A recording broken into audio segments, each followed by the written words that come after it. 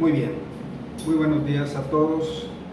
El pasaje que hemos estado usando como base para transmitir este mensaje es Hebreos 11:7 y hemos estado siguiendo el tema de la fe que salva a una familia.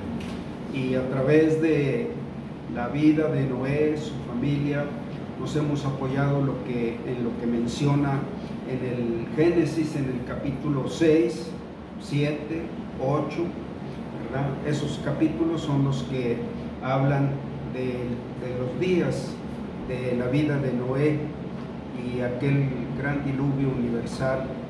Pero en medio de esto, lo que hemos tratado de subrayar o puntualizar es cómo la fe nos levanta por encima de todo mal, de toda maldad, de todo juicio, de todo castigo. La fe que salva a la familia. Y dice este versículo, Hebreos 11:7, por la fe Noé, cuando fue advertido por Dios acerca de cosas que aún no se veían, con temor preparó el arca en que su casa se salvase, y por esa fe condenó al mundo y fue hecho heredero de la justicia que viene por la fe. Bueno, a partir de ya es el cierre de este tema, no es lo último ni lo único que podamos decir acerca de esta fe en la vida de Noé, sino que bueno, es lo que vine preparando para ustedes. Y en esta parte el mensaje apunta a una fuerte reprensión en contra de los incrédulos y a una gran demanda a la fe de los creyentes. Y vamos a leer un pasaje que leímos la semana pasada para seguir enfocando este tema que nos sirva de enlace con lo que vamos a continuar hoy. Primera de Tesalonicenses 5, primeramente del 1 al 3. Está haciendo como una referencia a aquel tiempo, lo que sucedió allá en los días del diluvio, y lo está trayendo para pues llamarnos la atención a nosotros y también reprender a los incrédulos. Dice 1 Tesalonicenses 5:1, pero acerca de los tiempos y de las ocasiones, no tenéis necesidad, hermanos, de que yo os escriba. Bueno, aquí el orden de los tiempos se refiere a los tiempos de la segunda venida de Cristo.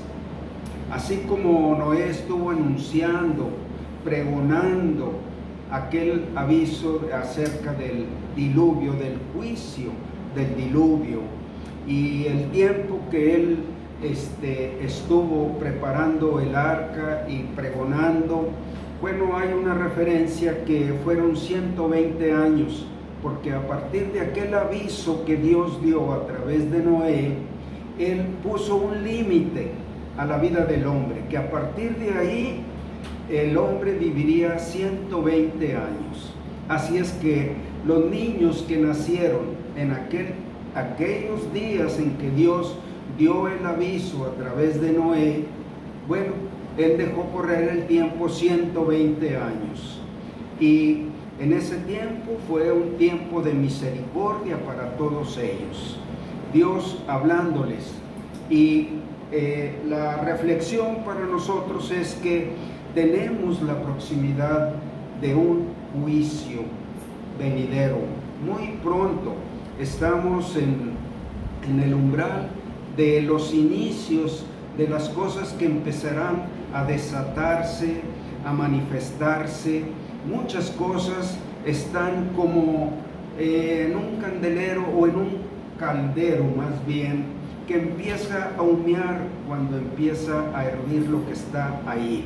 Bueno, para tener una idea que así están las condiciones del mundo de los incrédulos. Los creyentes son los que se salvan por la fe en Cristo. Y aquí está dando el apóstol Pablo un anuncio precisamente para que se adviertan de estas cosas próximas, cosas que están por venir. Y él empieza diciendo así: pero acerca de los tiempos y de las ocasiones, no tenéis necesidad, hermanos, de que yo les escriba, porque ya había hablado en el capítulo anterior, también había hablado en otros pasajes, en 1 Corintios 15, y advirtiendo acerca de estos últimos tiempos. Porque vosotros sabéis perfectamente que el día del Señor vendrá así como ladrón en la noche, cuando nadie lo espera, que cuando digan paz y seguridad, entonces vendrá sobre ellos destrucción repentina, como los dolores de la mujer encinta, y no escaparán. El mismo anuncio les dio Dios a aquel mundo que estaba desbordado en el pecado, en la maldad, en la violencia, en la corrupción, en la depravación terrible. Bueno, vino sobre ellos destrucción repentina y no escaparon. Y aquí nos llama a los creyentes, también es una demanda para nosotros. Mas vosotros, hermanos, no estáis en tinieblas para que aquel día los sorprenda como ladrón, porque todos vosotros sois hijos de luz e hijos del día. Esto es exactamente hijos de Dios, hijos de luz e hijos del día. No somos de la noche ni de las tinieblas. Por tanto, no durmamos como los demás, sino velemos y seamos sobrios, porque los que duermen, de noche duermen, y los que se embriagan, de noche se embriagan. Pero nosotros, que somos del día, seamos sobrios, habiéndonos vestido con la coraza de fe y de amor, y con la esperanza de salvación como yelmo. Son figuras que protegían a un guerrero, a un soldado, y que lo protegían contra la muerte, precisamente. Bueno, estos enfoques nos van a ayudar a entender que tanto hay una demanda para los creyentes que se ubiquen en lo que les toca vivir en su relación con Dios. No seamos como los que duermen, no somos de la noche, somos del día. Y cuando habla del día, pues es precisamente hijos de luz e hijos de Dios. La luz es Dios, ¿verdad? El día es la vida eterna, es un día interminable. La vida para un cristiano debe ser un día interminable. Bueno, estamos aprendiendo, ejercitándonos continuamente, pero cuando vayamos a la presencia del Señor, eso va a ser cumplido. Vida eterna es un día en luz, en la luz de Dios eternamente. Las tinieblas están relacionadas con el pecado, con la maldad, con Satanás. Dice que en la presencia de Dios no va a entrar ninguna cosa que hace abominación ni mentira, sino solo los que están inscritos en el libro de la vida del Cordero. Bueno, por eso no va a haber tinieblas, no va a haber pecado, va a ser un día en la santidad perfecta de Dios. Bueno, esto es el enfoque, y en Primera de Juan vamos a ver esto respecto de la luz y del día. Aquí nos lo describe un poquito más claro la palabra de Dios. Primera de Juan 1, y leemos primeramente el versículo 3, y dice: lo que hemos visto y oído, eso os anunciamos, para que también vosotros tengáis comunión con nosotros. Y nuestra comunión verdaderamente es con el Padre y con su Hijo Jesucristo.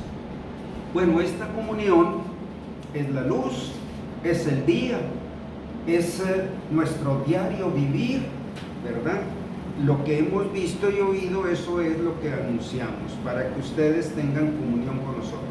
Y luego en el versículo 5 de Primera de Juan 1 dice: este es el mensaje que hoy hemos oído de Él y os anunciamos. Dios es luz y no hay ningunas tinieblas en Él. Si decimos que tenemos comunión con Él y andamos en tinieblas, mentimos y no practicamos la verdad. Pero si andamos en luz, como Él está en luz, tenemos comunión unos con otros, y la sangre de Jesucristo, su Hijo, nos limpia de todo pecado. Bueno, esto es la providencia de Dios, este último versículo, cuando el pecado vuelve a presentarse en nosotros, nuestra antigua naturaleza aflora, se manifiesta. Bueno, la provisión de Dios es que la sangre de Cristo, que fue derramada para quitar nuestra culpa de todo nuestro pasado, esa misma sangre sigue estando disponible para limpiar nuestras vidas cada día, mantenernos limpios, en un sentido limpios de culpa. ¿Por qué? Porque Él pagó nuestras culpas.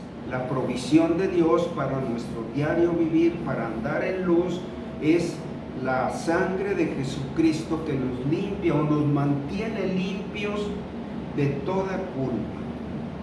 Luego, aquí en el versículo 9 dice: si confesamos nuestros... Bueno, es pertinente leer este versículo 8, 1 Juan 1:8. Si decimos que no tenemos pecado, nos engañamos a nosotros mismos y la verdad no está en nosotros.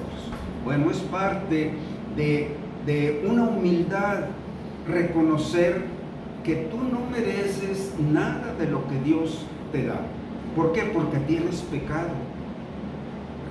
Y si niegas que tienes pecado, pues mientes. Bueno, ¿cómo hizo Dios para mantenernos en comunión aquí en este mundo cuando todavía llevamos en nosotros la naturaleza del pecado que se manifiesta, que reclama su satisfacción, sus deseos? ¿Y cuántas veces nos sorprende, nos hace caer? Bueno, la provisión de Dios para ese pecado es lo que dice aquí este versículo 9. Si confesamos nuestros pecados, Él es fiel y justo para perdonar nuestros pecados y limpiarnos de toda maldad, que nos acuse, que nos repruebe, que nos condene. ¿Por qué? Porque la justicia de Dios es cumplida en la sangre de Cristo. Dios ya castigó a Cristo por todos nuestros pecados. Y mi parte es lo que dice el versículo 8, que si yo digo que no tengo pecado, me engaño a mí mismo. Pero si yo confieso mis pecados, Dios está presto y listo para limpiarme y perdonar mis pecados. ¿Por qué? Porque esa es la justicia de Dios, porque Cristo ya fue castigado por todos mis pecados, los pasados, los presentes, los futuros. Entonces mi parte es, pues, tomar esa provisión de Dios y venir ante su presencia y confesarle mis pecados, ¿verdad? Y Él es fiel a su Hijo, y justo porque su Hijo ya fue castigado. En ese sentido, es la manera como nosotros podemos caminar en comunión con Dios, no permitiendo que guardemos el pecado en nuestro corazón, que el pecado esté estorbando en mi comunión con Dios. La parte que Dios me dice es: ven, confiésame tus pecados. Confesar lleva un sentido de culpa. La confesión es reconocer, yo merezco un castigo. Te confieso que he hecho esto, perdóname. Eso es el significado de confesar nuestros pecados. Confesar nuestros pecados no es decirle a Dios nuestros pecados, porque le estamos diciendo, Dios ya lo sabe. No necesita que le digamos qué hemos hecho, sino que te declares culpable. Señor, yo cometí este pecado, soy culpable, merezco un castigo o una disciplina, perdóname. Y Dios es fiel y justo para perdonarme y limpiarme de toda maldad, porque Cristo ya fue castigado en lugar mío. Eso es la justicia, cómo aplica Dios la justicia, su justicia divina. Y Dios es justo porque alguien fue castigado por esos pecados. Bien, hice un poquito, me abrí un poquito a esto para ver esa condición de estar en luz. Esa comunión debe ser guardada, cuidada, debe ser ejercitada para mantenernos en luz como Él está en luz. Qué terrible es para una persona que esté viviendo en la mentalidad de un incrédulo, en la filosofía, en la conducta, en la religiosidad, etcétera, de los incrédulos. ¿Por qué? Bueno, la mentalidad de un incrédulo es cero espiritualidad, cero fe. Las cosas del espíritu no son valiosas, como la fe, como la piedad, como el amor, como el servicio, como la mansedumbre, como la templanza. Esas cosas no son valiosas en la mentalidad de un incrédulo. Más bien son una debilidad para él. Por eso las personas con esa mentalidad no quieren aceptar a Cristo, porque al aceptar a Cristo es vestirse de su bondad, de su mansedumbre, de su obediencia, de su amor, de su piedad. No quieren eso. Es la mentalidad del que no quiere creer. Creer no es en un sentido entenderlo, tenerlo claro, sino entregarse a esa vida, a ese camino, a esa persona. La mentalidad de un incrédulo es cero espiritualidad, cero fe. Para él, su mentalidad es que lo que no venga de él, no vendrá de nadie. No confía en nadie, solamente confía en él. Cero fe de la que Dios está buscando, la fe en Cristo. Las cosas espirituales son una debilidad, son una afrenta, son algo que no debe ser para un hombre que tiene un razonamiento, que tiene una inteligencia, que es un ser pensante. Bueno, esa es una manera de pensar. No quiere creer en Cristo, no quiere la vida de Cristo, que Cristo le ofrece. No quiere vestirse en su corazón y en su mente con Cristo, ¿verdad? Solo cree en sí mismo para todo. Es una lucha, es un afán interminable. Todavía en el infierno van a estar luchando por alcanzar las cosas que dejaron pendientes. Un incrédulo puede creer en Dios, puede creer que Dios es su creador, pero no creer que en Dios está la vida. Sí, yo creo en un Dios supremo, yo creo que Dios es el que nos dio la vida, pero no cree, su mentalidad, que la vida está en Dios. Y la vida empieza por el Espíritu, porque el Espíritu es el que da vida.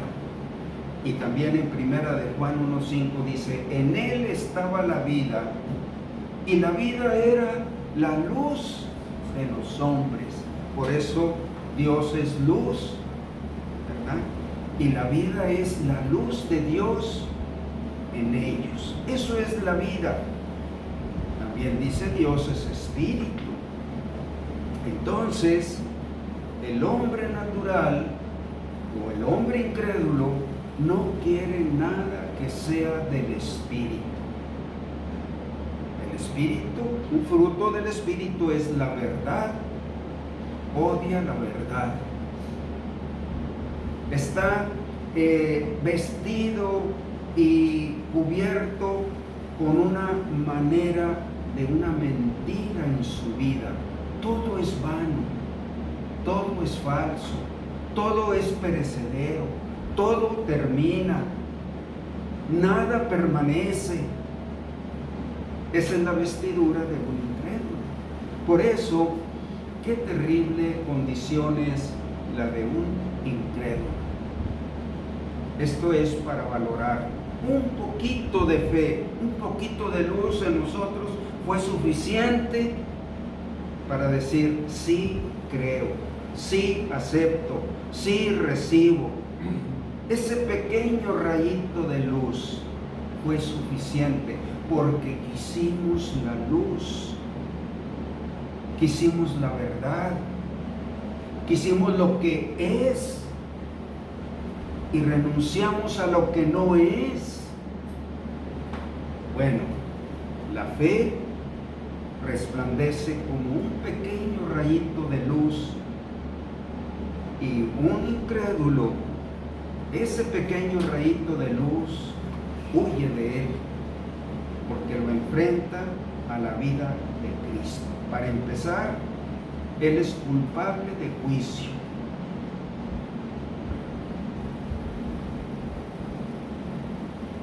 La filosofía de un incrédulo es cero la vida después de la muerte. No hay nada después de la muerte. Toda su vida está en este mundo, en lo temporal, en lo terrenal. Esa es la filosofía de un incrédulo. También cero la visión del cielo. Le parecen, bueno, la Biblia dice que les parece locura, ¿verdad? O que son cosas para gente ignorante, las cosas del cielo, ¿verdad? Vamos a ver Hechos 17, 30 al 32, cómo Dios reprueba o condena, más que reprobar, condena la vida de un incrédulo. Y aquí nos da unos puntos. Es Hechos 17, dije. A partir del versículo 30 dice: pero Dios, habiendo pasado por alto los tiempos de esta ignorancia, ahora manda a todos los hombres en todo lugar que se arrepientan de esa manera de vivir, por cuanto ha establecido un día en el cual juzgará al mundo con justicia por aquel varón a quien designó, dando fe a todos con haberle levantado de los muertos. Pero cuando oyeron lo de la resurrección de los muertos, nada después de la resurrección. Unos se burlaban y otros decían: ya te oiremos acerca de esto otra vez. Miren, este evento o este relato está contenido, lo voy a mencionar, cuando el apóstol Pablo estaba predicando la doctrina de Cristo, el evangelio de Cristo, en la ciudad de Atenas, la cuna de la filosofía. Y cuando él andaba en las plazas y en las calles predicando, lo oyeron unos filósofos, los epicúreos, ¿verdad?, y los estoicos, lo oyeron y le dijeron: a ver, ¿qué palabrero es ese que tú traes? A ver, parece que tú andas anunciando nuevos dioses. Y lo invitaron al recinto donde ellos discutían y debatían sus puntos de vista de filosofía, y lo pusieron al frente, y Pablo empezó un mensaje aquí a partir del versículo 19. Dice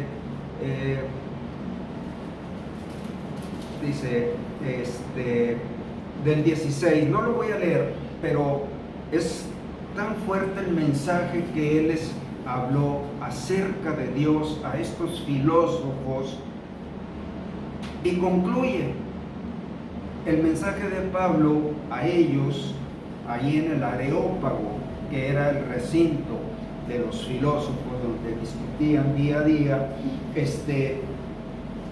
Cuando Pablo concluye, dice: Dios manda que se arrepientan de esa manera de pensar y de vivir y su conducta, por cuanto ha establecido un día que van a ser juzgados. Y van a ser juzgados por aquel que vivió toda la palabra de Dios, que la encarnó, que la trajo al mundo. Lo oyeron, lo vieron, lo palparon, lo contemplaron. Y dice: por ese varón con el cual Dios nos habló, Él va a juzgar al mundo justamente. Entonces dice, cuando oyeron lo de la resurrección de Cristo, dijeron: ya entendimos, tú estás hablando de un rollo, ¿verdad? Algo después de la muerte. Ya te oiremos otra vez. Esa es la filosofía de la vida de una persona incrédula. Fueron palabras pronunciadas por estos sabios, entre comillas, ¿verdad? Bueno, qué tremendo es la mentalidad o la vida de un incrédulo. ¿Por qué estoy subrayando tanto esto? Porque eso era la generación en aquellos días, en la vida de cuando Noé vivió antes del diluvio.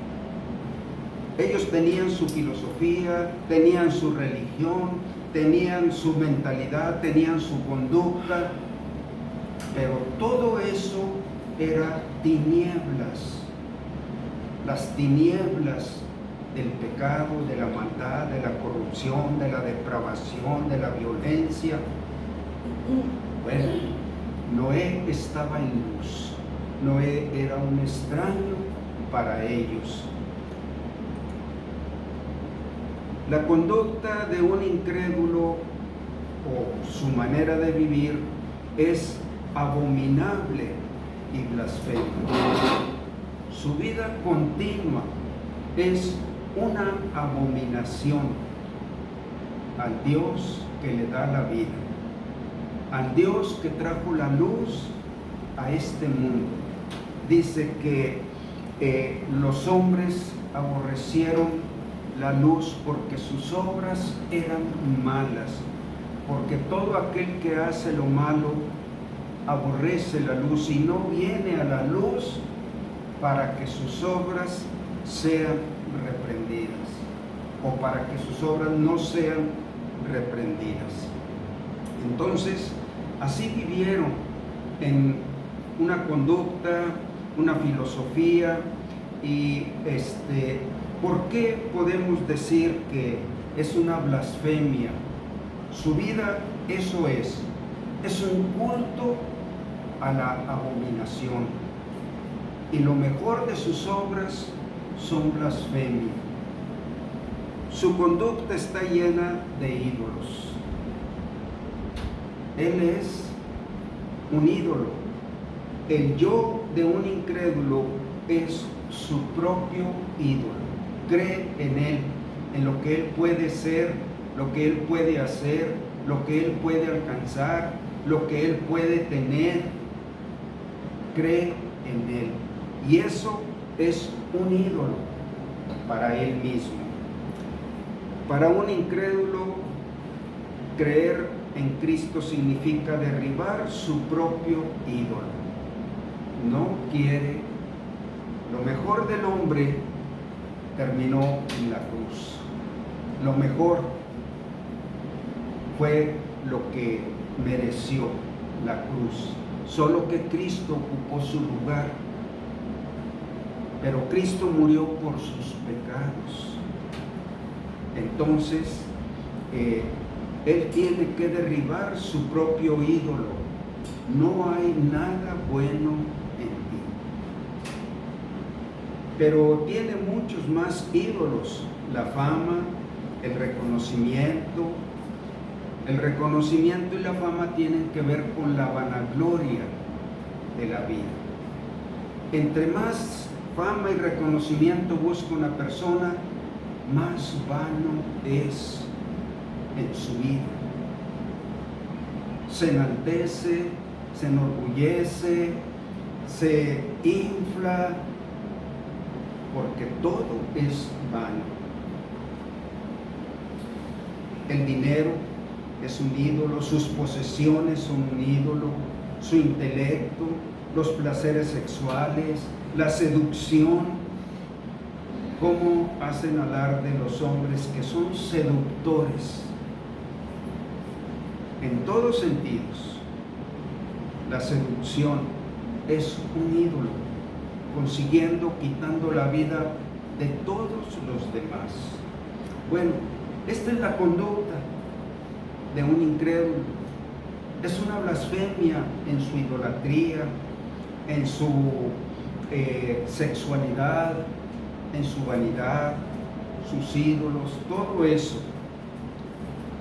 La religiosidad de una persona es abominación y blasfemia hacia Dios también. Sus imágenes, sus obras, su doctrina. Entre más ligada esté una persona a su religión, mayor es su incredulidad.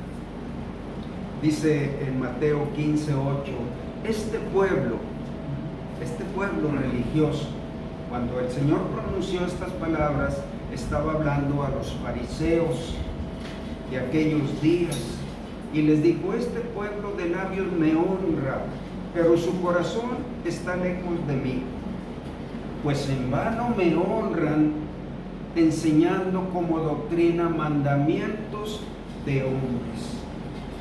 Bueno, esa es una blasfemia, su doctrina, la doctrina de una religión. ¿Por qué?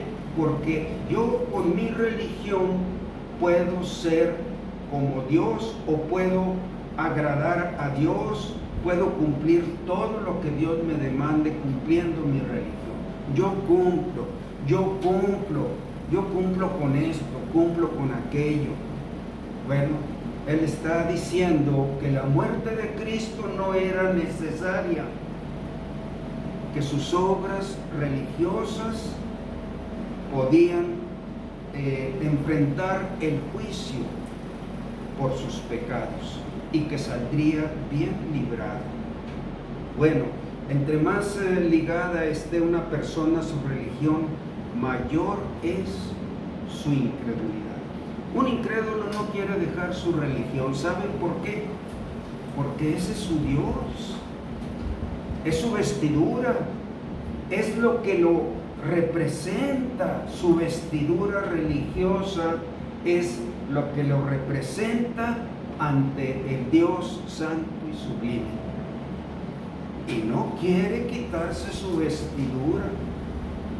Le ha costado mucho vestirse por tanto tiempo que no quiere quitarse esa vestidura o no quiere renunciar para aceptar la vestidura de Cristo. La vestidura de Cristo es la que Dios nos quiere dar, es la que Dios nos da, porque de tal manera amó Dios al mundo que ha dado a su Hijo unigénito, para que todo aquel que en Él crea no se pierda, mas tenga vida eterna. una persona religiosa no quiere creer en Cristo. Él es un incrédulo, porque no cree que su vestidura no será suficiente, pero él quiere prevalecer ante Dios y mostrarle a Dios que él cumplió con su religión, que contrario es a lo que el Señor dijo: yo soy el camino, yo soy la verdad, yo soy la vida, y nadie viene al Padre si no es por mí. Y cuando Pablo fue a Tesalónica, aquella ciudad pagana, con religiones, con ídolos, él impactó con la palabra de Dios, lo contrario a los atenienses. En Tesalónica dice Pablo que él estaba muy bendecido, porque cuando fue a ellos recibieron la palabra como es en verdad, la palabra de Dios y no palabra de hombres. El que quiere creer, puede creer. Y el que no quiere creer, no puede creer, no creerá. Porque no es cuestión de que si puedes, es cuestión de la voluntad. No digas en tu corazón: tengo que ir al cielo para traer a Cristo y hablar con Él. O tengo que cruzar el mar para traer a Cristo. Dice: no, cerca de ti está la palabra, en tu boca y en tu corazón. Y esta es la palabra que has oído, que si confesares con tu boca que Jesús es el Señor y creyeres en tu corazón que Dios lo levantó de los muertos, serás salvo. Esta es la palabra que se predica. Y esta palabra no está tan lejos, está en ti mismo, que tú quieras en tu boca y en tu corazón. Porque con el corazón creemos y con la boca se confiesa para que tengas tu salvación.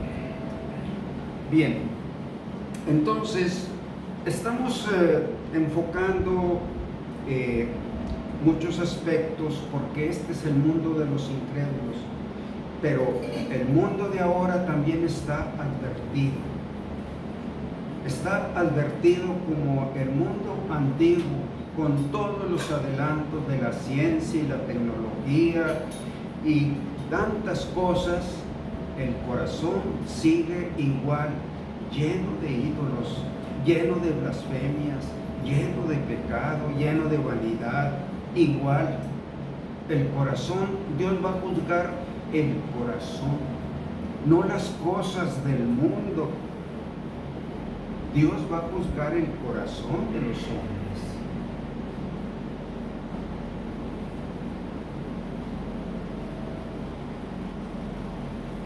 Dice en 1 Corintios 1:17: pues no me envió Cristo a bautizar. Es el requisito, al menos en las religiones pseudocristianas. Si no te bautizas por esta religión, no te reconocemos como miembro de esta iglesia. No me envió Cristo a bautizar, sino a predicar el Evangelio, no con sabiduría de palabras, para que no se haga vana la cruz de Cristo. Los filósofos sufrieron un desencanto cuando Pablo estuvo hablando de la cruz de Cristo, y no con filosofía de palabras. Él les habló con la palabra de Dios, con el lenguaje de Dios. Y ellos dijeron: ¿qué es este palabrero? Bueno, dice: nosotros no predicamos con sabiduría de palabras, para que no se haga vana la cruz de Cristo. Porque la palabra de la cruz es locura a los que se pierden, pero a los que se salvan, esto es, a nosotros, es poder de Dios. Bueno, vamos a hacer un paréntesis aquí. para ver la segunda parte.